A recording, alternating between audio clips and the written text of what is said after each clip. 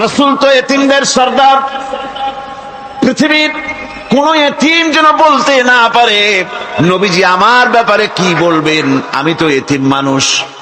আর তিনি আমার ব্যাপারে কিভাবে আমার দরদ বুঝবেন।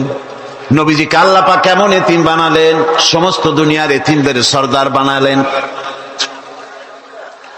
মায়ের পেটে যখন তিনি ছিলেন, 6 মাসের সময় মায়ের পেটে থাকাকালীন বাপের এতিম হয়ে গেলেন। যখন প্রসব বেদনা শুরু হয়েছে মায়ের, দুনিয়ায় যখন তিনি আসবেন, হযরতে আমেনা ঘরের ভিতরে বসে তার অবস্থাটা কি। এই সন্তান পৃথিবীতে আসতে পারে, যিনি সবচাইতে বেশি খুশি হবেন তিনি তো আজ দুনিয়ায় নাই। মনের ভিতরে কত কষ্ট। আল্লাহ রাব্বুল আলামিন তার হাবিবকে দুনিয়া আনলেন। রাসূলের দাদা ঘরের সামনে তাঁবুর সামনে দাঁড়ায়া তায়েফ থেকে আগত সাদিয়া গোত্রের লোকদেরকে বলতেছেন, এই ঘরের ভিতরে একটা এতিম বাচ্চা আছে, বেশি টাকা কড়ি দেওয়া যাবে না, যদি দয়া হয় নিয়ে যাও। গরিব মানুষ, এতিম মানুষ দেখে শুনে কেউ আর নিতে চায় না। সবশেষে এলেন ভাগ্যবতী মেয়ে, ভাগ্যবতী মহিলা হযরতে হালিমাতুস সাদিয়া। তিনি এসেছেন, কোন ছেলে পেলে পায় নাই, সকলের শেষে তিনি এসেছেন। আব্দুল মুত্তালিব বলছেন, এই ঘরের মধ্যে একটা এতিম বাচ্চা আছে, দয়া হলে নিয়ে যেতে পারো।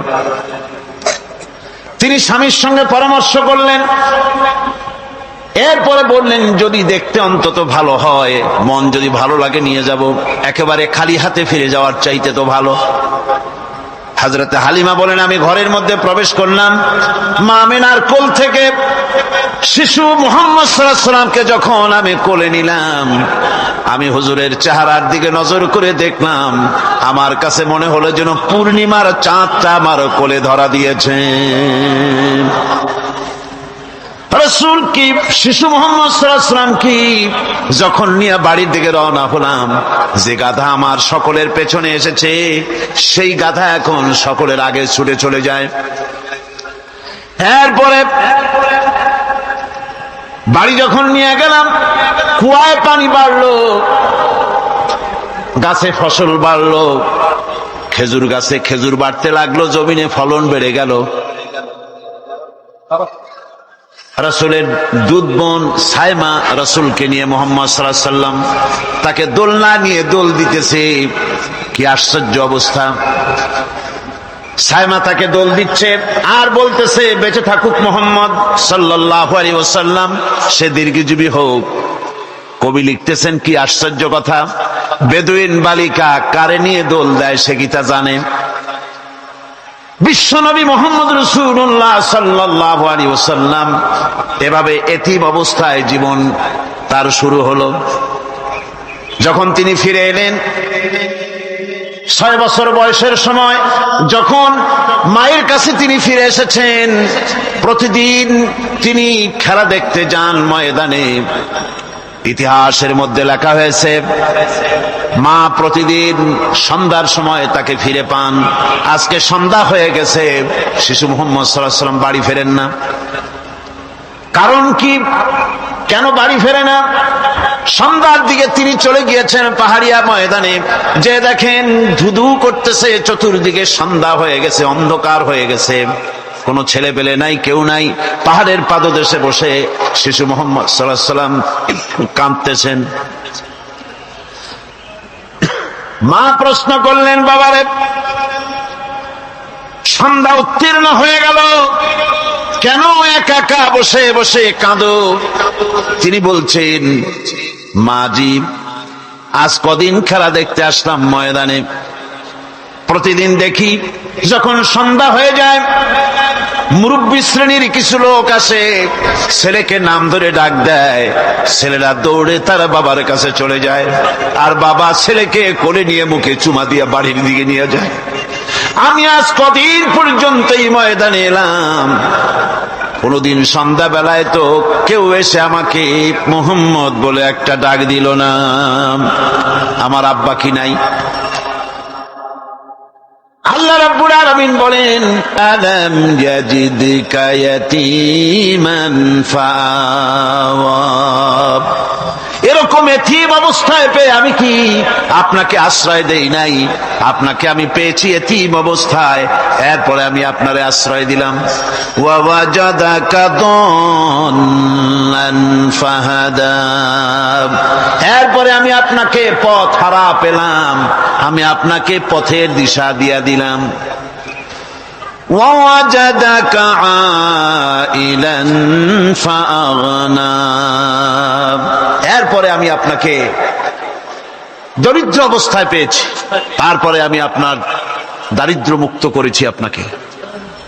সুতরাং ফাআম্মাল ইয়াতীমা ফালা তাকহার ওয়া আম্মাস সাইলা ফালা তানহার ওয়া আম্মা বিনি'মাতি রাব্বিকা ফাহাদ্দিস। সুতরাং নবী, এতিমের প্রতি নির্মম ব্যবহার করো না, এতিমের প্রতি ভালো ব্যবহার করো, নির্মমতা দেখাইও না। আর ভিক্ষুককে ধমক দিও না, রূঢ়তা দেখিও না, আর আল্লাহর নিয়ামতের প্রশংসা করো। বহুত মানুষ আছে এতিমরে গলায় ধাক্কা দেয়। মানুষ যখন ভিক্ষা নিতে আসে, গরিব মানুষ ভিক্ষা চাইতে আসছে, ওই মেয়ে আত্মা জানো, দোয়া কুনুত জানো, বাড়ি যেয়ে কাজ করবা, এই সব আজে বাজে কথা বলে ভিক্ষা দেয় না। সাইলকে ধমক দিতে রাসূল করিম সাল্লাল্লাহু আলাইহি ওয়াসাল্লাম নিষেধ করেছেন, সাইলকে ধমক দিও না। গাড়িতে বসে যাচ্ছেন সাহেব, ট্রাফিক মোড়ে যখন সিগন্যাল জ্বললো, গাড়িগুলি দাঁড়ায় গেল, ফকির এসেছে, হাত নাই পাও নাই, বুড়া মানুষ, একটা পয়সা বার করে না। আবার এই মানুষটি ওই ফকিরকে ধমক দিয়া বার করে দিল। এরপরে এই লোকটি যখন কোন মাজারের কাছে পৌঁছে গেল, 500 টাকার কড় করে নোটটা ফেলে দিল। বলেন টাকা দরকার কার? মরা মানুষের না জিন্দা মানুষের? কার দরকার? যার টাকা দরকার ছিল তারে দেওয়া হলো না, যার দরকার নাই তারে দেওয়া হলো। এরপরে লোকটা না খেয়ে যখন মারা গেল, পথের ফকির, রাস্তার ফকির, না খেয়ে মারা গেছে। এরপরে তার কাফনের কাপড় নাই, লোকটাকে রাস্তার উপরে শোয়া একটা ছেঁড়া কাপড় দিয়ে ঢেকে রেখেছে। বড় লোকেরা, সাহেবরা তখন গাড়ি দাঁড় করে আর 5টা টাকা 2টা টাকা করে তার লাশের উপরে মারতেছে। এটা মানবতার এর চাইতে লাঞ্ছনা, মানবতার জন্য এর চাইতে গঞ্জনা আর কিছুই হতে পারে না। মানবতার প্রতি লাঞ্ছনা, এর থেকে আর দুর্গতি কি হতে পারে? বেঁচে থাকার সময় 1টা টাকা আপনি দিলেন না, মরে যাওয়ার পর বিদায় হয়েছে বালাই, এখন দেওয়া শুরু করেছে। আমার বন্ধুগণ, এজন্য এতিমের প্রতি দরদ করার জন্য আল্লাহ পাক কোরআনের ভিতরে পরিষ্কার বলেছেন। রাসূল করিম সাল্লাল্লাহু আলাইহি ওয়াসাল্লাম নিজে এতিম ছিলেন, আর এতিমের প্রতি তার এত দরদ ছিল, একবার তিনি ঈদের দিকে নামাজ পড়ার জন্য যাচ্ছেন। প্রতিমধ্যে দেখেন একটা বাচ্চা ছেলে কাঁদতেছে। এই রাস্তায় কত মানুষ গেল, কেউ দাঁড়ালো না থমকে, বাচ্চার ক্রন্দন কাউকে থামাইতে পারলো না। কিন্তু বিশ্ব নবী, দয়ার নবী রাহমাতুল লিল আলামিন বাচ্চার কান্না দেখে পাও বাড়াতে পারলেন না। নবীজি দাঁড়ায় গেলেন, জিজ্ঞেস করেন, ও বাচ্চা, ঈদের দিনে কাঁদো কেন? ঈদের দিনে তো কাঁদতে নাই। বাচ্চা বলে, তোমার কাছে বলবো না, আমি সেই সকালবেলা থেকে বসে আছি, আমি যদি মক্কার আব্দুল্লাহর পুত্র মুহাম্মদ রাসূলুল্লাহ সাল্লাল্লাহু আলাইহি সাল্লামকে পাই, মনের দুঃখ তার কাছে বলবো। বিশ্ব নবী জমিনের উপরে বসে পড়লেন, বাচ্চারে কোলের উপরে উঠায় বলেন, বাচ্চা বলো কি তোমার দুঃখ? তুমি যার জন্য বসেছো আমি তো সেই এতিম নবী, কি বলতে চাও? বাচ্চা বলতেছেন, ইয়া রাসূলুল্লাহ, আমার বাবা মারা গেছে। সেই ছোট্টবেলায় একেবারেই তখন মায়ের পেট থেকে আমি আসার পর বাপ মরে গেল। আমার মা আর একজনের সঙ্গে বিয়ে বসেছে। সেই পুরুষটি আমারে দেখতে পারে না, আমার মা যদি আমারে কোলে করে এসে সহ্য করতে পারে না, আমারে চুমা খাইলে সহ্য করতে পারে না, আমারে খাবার দিলে মা মার খায়। আজ ঈদের দিনে রাতে আমার মা আমাকে বলল, বাবারে তোমার কপাল খারাপ, তোমার বাবা মারা গেছে, তোমাকে সাহায্য করার কেউ নাই, আমি তোমার যত্ন করতে পারলাম না, কোলে নিয়ে চুমাও দিতে পারি না, আমার এমনই কপাল খারাপ। সুতরাং এতিমের দরদ এতিম ছাড়া আর কেউ বুঝবে না। তুমি আজ চলে যাও, ওই রাস্তায়, ঈদের রাস্তায় দাঁড়ায় থাকো, মাঠের রাস্তার পাশে, বিশ্ব নবীর কাছে তোমার দুঃখ বলো, এতিমের দুঃখ তিনি বুঝবেন। আমি মায়ের কথা মতো এই জায়গায় এতক্ষণ বসে আছি, হুজুর আপনি দয়া করে, আমার কথা তো আপনার কাছে বললাম, আমার মনের এই দুঃখ। নবীজি বাচ্চার কথা শুনতেছিলেন, চোখ দিয়া পানি পড়তেছিল, বাচ্চাকে বুকের সঙ্গে জড়িয়ে ধরে নবীজি বলেন, ও এতিম, মুহাম্মদ সাল্লাল্লাহু আলাইহি ওয়াসাল্লাম যদি তোমার পিতা হন আর হযরতে আয়েশা যদি তোমার মা হয়ে যায়, বলো তোমার মনের দুঃখ মেটে নাকি? ছেলে ডুকরে কেঁদে উঠলো আর বলল, ইয়া রাসূলুল্লাহ, আপনি যদি আমার পিতা হন আর আয়েশা যদি আমার মা হয়ে যায়, এর থেকে বড় সৌভাগ্যের আমার তো আর কিছুই নাই। নবীজি এতিমকে বাড়ি নিয়ে গিয়ে হযরতে আয়েশার হাতে তুলে দিয়ে বললেন, আয়েশা রে, পবিত্র ঈদের দিনে আল্লাহ রাব্বুল আলামিন তোমার জন্য একটা উপহার পাঠিয়েছেন, এটা যত্ন করো। এতিমের প্রতি দরদ রাখার জন্য আল্লাহ রাব্বুল আলামিন বলেছেন, এতিম, মিসকিন, বিধবা, অসহায় লোক, তাদের প্রতি যাতে করে মুসলিম সমাজ লক্ষ্য রাখে, সেজন্য আল্লাহ পাক নির্দেশ করেছেন। বুখারী এবং মুসলিম শরীফের হাদিসে এসেছে, আস-সাই আলাল আরমালাত ওয়াল মিসকিন কাস-সাই ফি সাবিলিল্লাহ।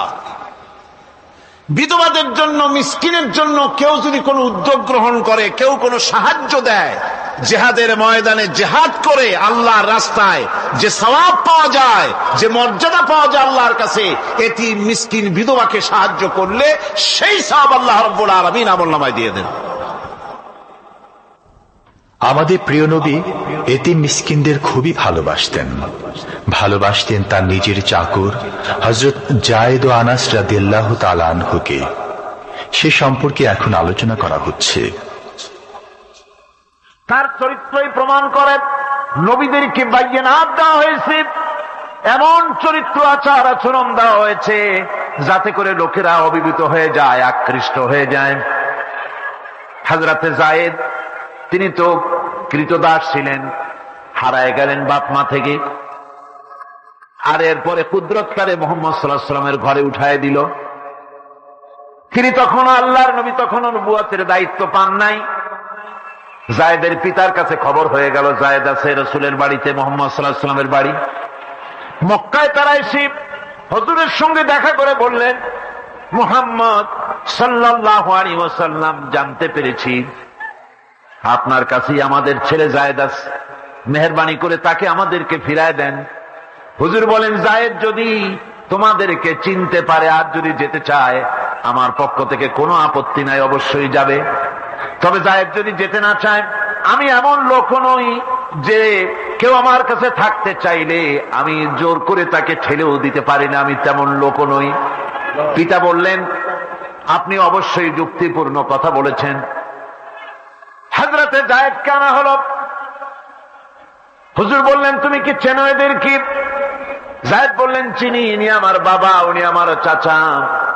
যায়েদের পিতা বলেন, বাবারে বাড়ি চলো, তোমার মা কেঁদে কেঁদে হয়রান, চলো বাড়ি যাই, বাড়ির যা কিছু আছে সব তোমাকে ফিরিয়ে দেওয়া হবে। হযরতে যায়েদ বলতেছেন, পিতা,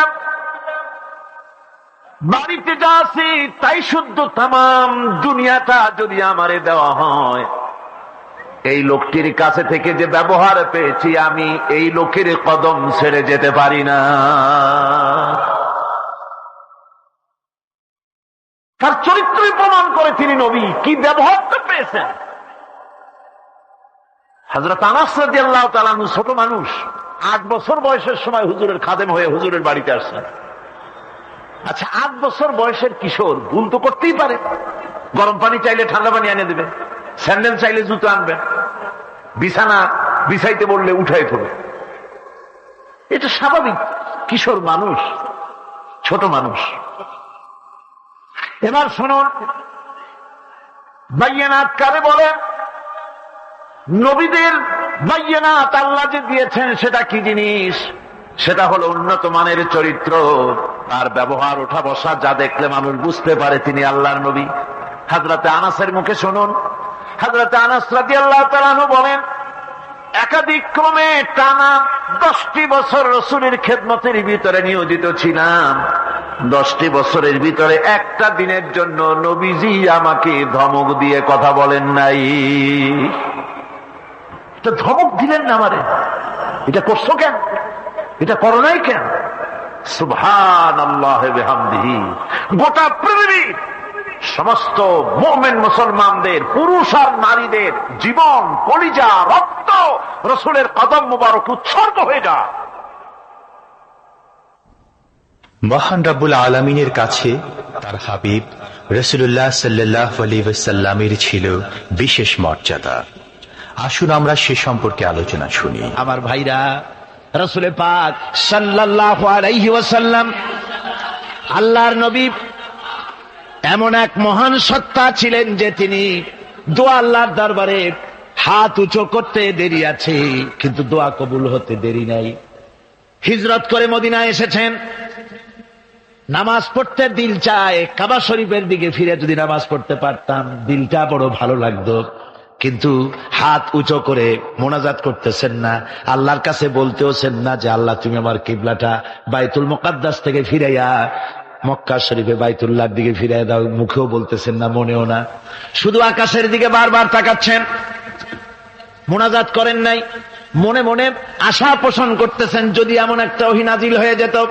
আল্লাহ রাব্বুল আলামিন সঙ্গে সঙ্গে রাসূল জোহরের নামাজ পড়তেছিলেন, 2 রাকাত পড়া হয়ে গেছে, এমন সময় ওহী নাজিল হয়ে গেল, ক্বাদ নারা তাকাল্লুবা ওয়াজহিকা ফিস সামা। ও নবী, আমি দেখতে পেয়েছি বারবার আপনি আকাশের দিকে তাকাচ্ছেন। সুবহানাল্লাহ, আমি দেখতে পেয়েছি। فَلَنُوَلِّيَنَّكَ قِبْلَةً تَرْضَاهَا فَوَلِّ وَجْهَكَ شَطْرَ الْمَسْجِدِ الْحَرَامِ। আর দেরি নাই, আপনার মনের আশা পুরা হয়ে গেছে, এক্ষুনি আপনার কিবলা পরিবর্তন করুন। হুজুর 2 রাকাত পড়েছিলেন বাইতুল মাকদাসের দিকে ফিরে, বাকি 2 রাকাত তিনি মক্কা শরীফের কাবা শরীফের দিকে ফিরলেন। আজও পর্যন্ত সেই মসজিদ আছে, সাক্ষ্য দিচ্ছে নবীর কথা কিভাবে মঞ্জুর হয়। মসজিদে কিবলাতাইন মদিনা মুনাওয়ারায় সে মসজিদ আজও আছে।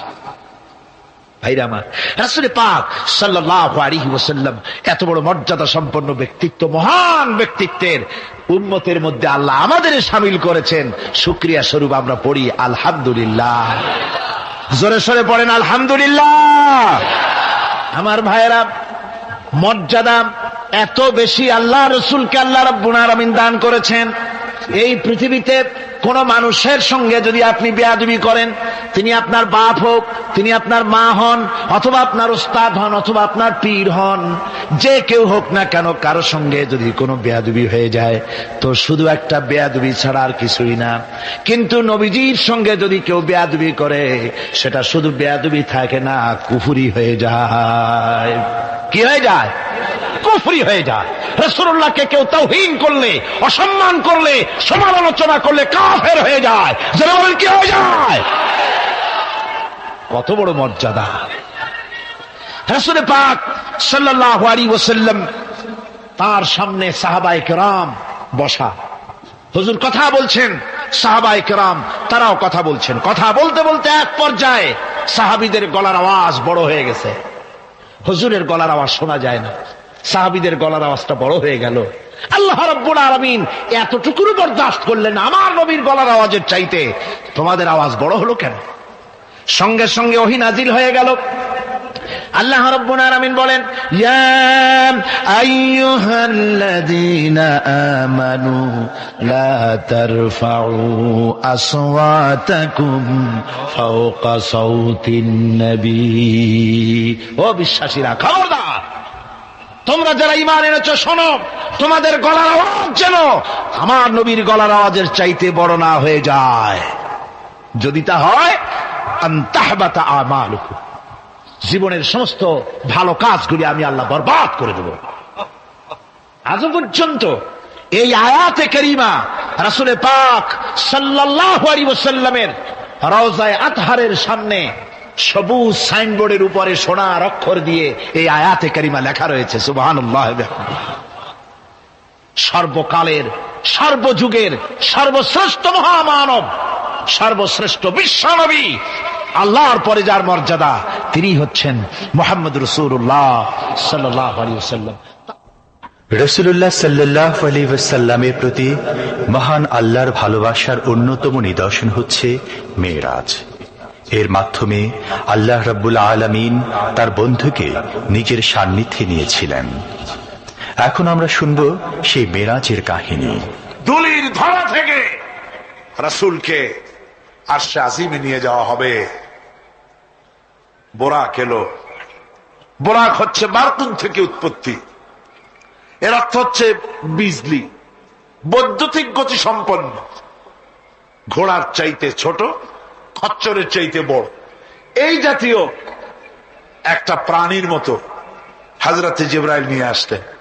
আমাদের দেশে কারো কারো বাড়িতে আয়নায় বান্দানো থাকে এই ছবিটা। ঘোড়া আছে, দুইটা ডানা আছে, মাথাটা মেয়ে লোকের মতো, চুলগুলো ঝুলে পড়ছে, নিচে লেখা আছে হাজা বোরাকুন নবী সাল্লাল্লাহু আলাইহি ওয়াসাল্লাম। আন্দাজে কোথায় পাইছে আল্লাহ? মিথ্যে কথা, বাজে কথা। আল্লাহ এরকম একটা মেয়ে লোক মার্কা ঘোড়া পাঠাইছিল হুজুরকে নেওয়ার জন্য, এটা কথা হইল। রাসূলকে মক্কা থেকে, উম্মে বাবে উম্মে হানি থেকে হুজুরকে বের করে নিয়ে যাওয়া হলো বাইতুল মাকদাসে। সমস্ত পয়গম্বর, দুনিয়া আল্লাহ যাদের পাঠিয়েছিলেন, সমস্ত রূহ উপস্থিত ছিল সেখানে। রাসূল করিম সাল্লাল্লাহু আলাইহি ওয়াসাল্লাম এখান থেকে মেরাজ করলেন।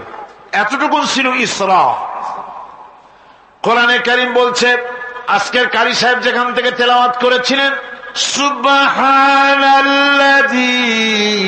আসরা বিআবদিহি লাইলাম মিনাল মাসজিদিল হারামি ইলাল মাসজিদিল আকসা। সুবহানাল্লাযী, সমস্ত দুর্বলতা, অক্ষমতা থেকে মুক্ত সেই সত্তা যিনি তার বান্দাকে ইসরা করিয়েছেন, মেরাজ করিয়েছেন। কল সুবহানাল্লাহ। সমস্ত দুর্বলতা, অক্ষমতা থেকে মুক্ত তিনি পার করে নিয়ে গিয়েছেন। আর পরে মুহূর্তের ভিতরে মহাশূন্য পাড়ি দিয়ে, সেই মহাশূন্য মানে কি? এইখান থেকে সূর্য কত দূরে জানেন?